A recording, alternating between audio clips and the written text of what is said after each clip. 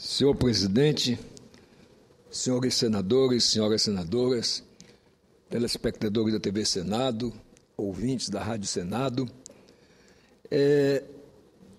no dia 5 agora de outubro, nós vamos completar 25 anos da nossa Constituição e vamos ter, depois, não sei se é 27, uma sessão solene de homenagem à nossa Constituinte, à nossa Constituição de 88, que completa 25 anos. E eu quero justamente aproveitar esse último dia de setembro, porque lembrar aos meus conterrâneos de Roraima que justamente em setembro de 1943 foi criado o então Território Federal do Rio Branco, depois denominado Roraima, e na situação de território nós passamos 45 anos.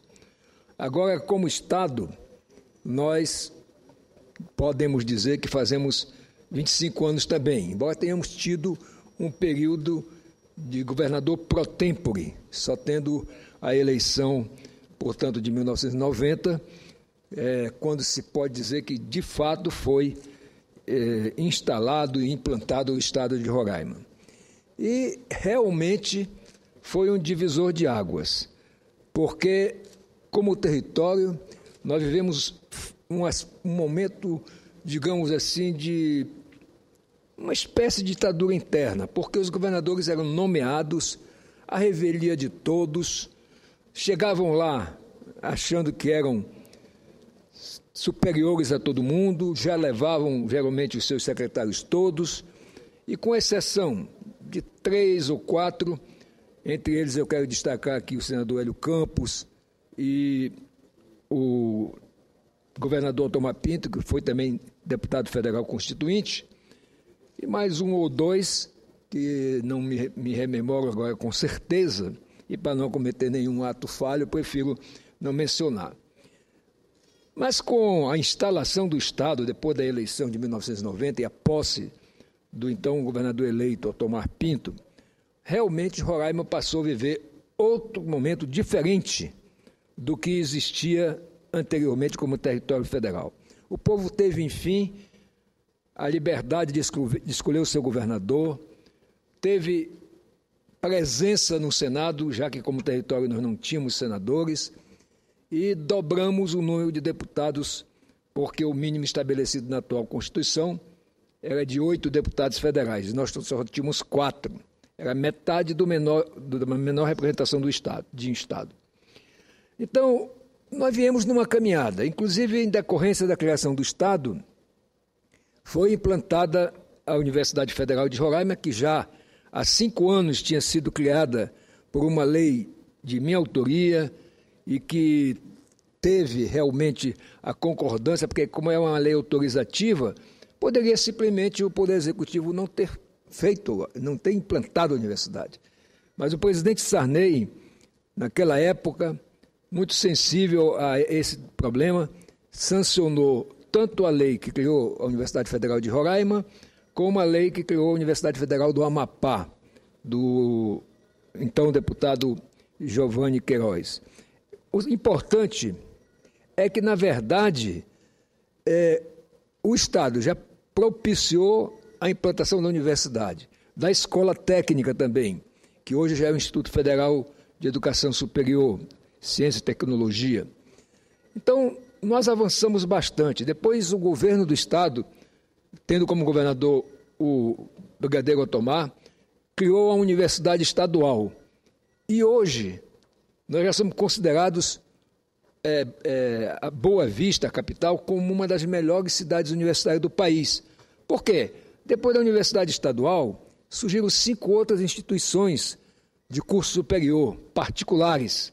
Então, com a Universidade Estadual e mais a Federal, nós temos uma concentração de universitários por habitante a melhor do Brasil, em termos desse ponto.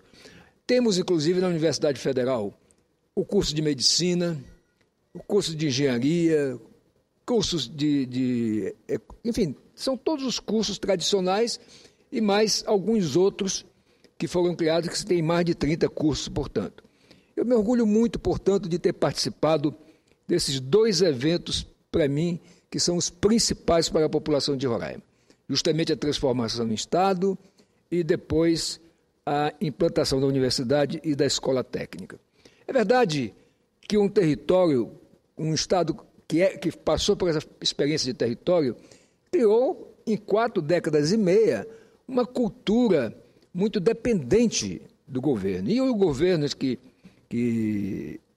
esse que está aí desde 2007, mesmo sub júdice, ele realmente não tem se preocupado em melhorar a qualidade das escolas, melhorar a questão salarial dos professores, enfim, dar um estímulo para que, de fato, o curso fundamental e médio tenham realmente qualidade para que o aluno possa fazer um vestibular para a Universidade Federal e, portanto, não ter que recorrer às estaduais. Por outro lado, também não há nenhum tipo de preocupação, principalmente com as escolas do interior, que, inclusive, repito, nessa questão de educação, que não é só ela, mas é de educação, realmente esse governo tem negligenciado de maneira muito forte. É lamentável, o professor entrando em greve de vez em quando, e eu não vejo futuro num lugar onde a educação não é realmente priorizada. E olha que, como médico, eu poderia dizer que, primeiro que tudo, a saúde. É verdade, saúde e educação, eu diria que são irmãs gêmeas, porque uma não existe sem a outra. Porque uma pessoa que não é bem educada, não tem noções de higiene, ela adoece com facilidade. Enquanto que uma pessoa que tenha um ensino fundamental, pelo menos, e médio, ela já sabe muitos atos, inclusive simples, como de higiene corporal e bucal, que podem evitar uma porção de doenças. Fora isso, no nosso estado, infelizmente, a população, principalmente do sul do estado, mas de um modo geral do interior todo, ela realmente está negligenciada. Os investimentos, por exemplo, nas estradas vicinais, nas rodovias, nas pontes, realmente é um estado de caos total. Os investimentos que poderiam pensar, por exemplo, com a passagem das terras que estavam tituladas em nome da União para o Estado, que seria uma grande abertura para o agronegócio, se transformou num jogo de corrupção tão grande que já houve, inclusive, intervenção do Ministério Público, afastando o então presidente do Iteraima na época, que era suplente de deputado federal e assumiu a Câmara para evitar de ser preso, e o governador também bancando todas essas coisas com relação à coisa fundamental para o desenvolvimento do nosso Estado, que são justamente as terras. Já que nós temos 57% da área do Estado de área indígena, mais ou menos 20% de reservas ecológicas. Então, sobra para nós alguma coisa em torno, arredondando, de 30% da nossa área territorial, para que realmente possamos desenvolver uma boa agricultura, uma boa pecuária, enfim, dar condições de que tanto o investidor como o homem simples que está assentado nos assentamentos do INCRA, veja bem, o INCRA é o órgão federal que é responsável por esses assentamentos e de estimular a agricultura familiar, também, digamos assim, não faz. Essa coisa ficou muito com o governo estadual, com a Secretaria de Agricultura e com o Iteraima, e isso realmente tem causado uma estagnação e um retrocesso no meu estado. Eu lamento muito constatar isso, quer dizer, digamos assim, eu me sinto realmente triste quando vejo se aproximar a data de comemoração dos 25 anos da Constituição, eu que fui um batalhador junto com os deputados de Roraima e do Amapá pela transformação em Estado. E havia, senador Suplicy, uma resistência muito grande, por várias razões. Inicialmente, até mesmo a população desses estados, uma grande parte dela, não via com bons olhos o fato de passarmos a estado, já que, como território, nós tínhamos tudo bancado pelo governo federal. Mas, felizmente, a coisa foi caminhando, tivemos, portanto, todos os deputados do Amapá, todos os deputados de Roraima e também alguns deputados do estado de Goiás que queriam a criação do estado de Tocantins e conseguimos, de fato, fazer uma boa articulação no sentido de conseguir a transformação desses dois territórios em estado e a criação de apenas um estado, que foi o estado de Tocantins, por desmembramento da parte norte, vamos dizer assim, do estado de Goiás. E todas essas criações de estados, seja por transformação de território em estado, seja por desmembramento, comprovaram que a redivisão territorial do país é extremamente necessária. Os territórios passaram por uma fase. Getúlio Vargas, em 1943, teve a antevisão de criar 3 territórios na Amazônia. Guaporé, que depois passou a chamar Rondônia, e hoje foi estado antes de Roraima e Amapá. E Roraima e Amapá. Se realmente esses estados não tivessem sido criados, como também foi criado antes, e até de uma forma diferente, por anexação de uma área que estava em litígio com a Bolívia, foi criado o estado do Acre. Então, essas populações não teriam hoje, apesar do desgoverno que reina já desde 2007, portanto são há 6 anos, nós não teríamos a qualidade de vida, o ambiente escolar e mesmo a saúde, mesmo precária como está, também não existiria. Mas, realmente, quando falamos nesses 2 itens fundamentais, no meu entender, para a vida humana, que é saúde e educação, e também, incluindo aí um terceiro, que é o emprego, a produção, o trabalho, nós vemos o seguinte, que é pena que o meu estado tenha se transformado apenas num lugar para enriquecer não só o governador, como um grupo que está ao redor dele. Eu espero muito, confio muito, tenho denunciado aqui e vou trazer detalhes, inclusive com números, que comprovam que, de fato, o nosso estado podia estar num patamar muito melhor se houvesse realmente honestidade, boa aplicação dos recursos públicos e vontade de trabalhar voltada realmente para fazer um futuro melhor para os jovens do meu estado. Mas, de qualquer forma, nós esperamos que essa tempestade que está aí hoje o meu estado atravessando, ela passe e realmente nós possamos ter uma nova fase no estado que não seja o que está acontecendo lá, se implantando uma oligarquia de 2 ou 3 ou 4 famílias e o resto da população à mercê dos favores do governo, à mercê da boa vontade do governante, tanto atinge os mais pobres, que são mais sacrificados, como atinge também os empresários, que se fornecem para o governo, ficam à mercê da boa vontade do governador pagar ou não pagar. E com isso aí entra sempre as barganhas não lícitas para que realmente possa pagar uma fatura, que possa de fato fazer a aplicação em tempo e agir corretamente. Eu fico, como disse, triste por um lado por ter sido, vamos dizer assim, o mentor, que trabalhei junto com os outros deputados para criar o nosso estado e ver hoje ele nas mãos de um governador que não tem nenhum compromisso com o Roraima, um homem que nunca ocupou um cargo público eletivo, sempre foi, aliás, só foi uma vez secretário de infraestrutura porque o então governador Tomar o nomeou.